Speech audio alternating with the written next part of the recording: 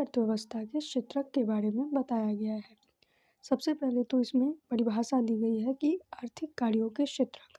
लेकिन इसमें जैसे बताया गया है कि आप लोग विभिन्न आर्थिक गतिविधियों में कार्यरत पाएंगे। इनमें कुछ गतिविधियां वस्तुओं का उत्पादन करती है, कुछ अन्य सेवाओं का सृजन करती है। ये गतिविधियां हमारे चारों ओर हर समय संपादित होती है, यहाँ तक कि हमारे बोलने में भी। कहने का मतलब है कि जिस भी प्रक्रिया के द्वारा हम किसी भी तरीके का आय का अर्जन कर पाते हैं, वो हमारी आर्थिक क्रियाओं का भाग बनती हैं।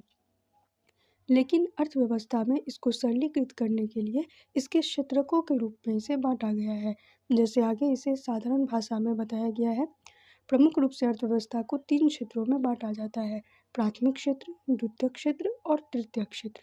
सरलीकृत रूप से मैं अगर आपको बताऊं तो प्राथमिक क्षेत्र हम उसको कहते हैं जो पूरी तरीके से प्रकृति से जुड़ा होता है, जिसके तहत कृषि, खनन, पशुपालन आदि को रखा जाता है।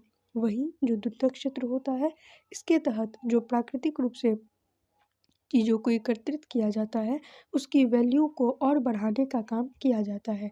जैसे एक किसान अगर गेहूँ बोता है तो उसकी कीमत हो सकती है कि 20-30 रुपये हो, लेकिन जब उसी को और ज़्यादा मैन्युफैक्चर्ड करके ब्रेड में बदला जाता है तो उसकी कीमत दोगुनी 3 गुनी बढ़ जाती है।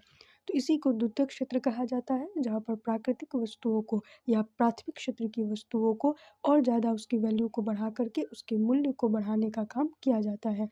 वहीं जो तृतीयक क्षेत्र होता है, इसके तहत सेवा क्षेत्र को रखा जाता है। सेवा के तहत सभी प्रकार की सेवाएं आती हैं, जिसके तहत एक टीचर के द्वारा दी गई सेवा, डॉक्टर के द्वारा दी गई सेवा और भी विभिन्न प्रकार की सेवाएं इसके तहत सम्मिलित की जाती है।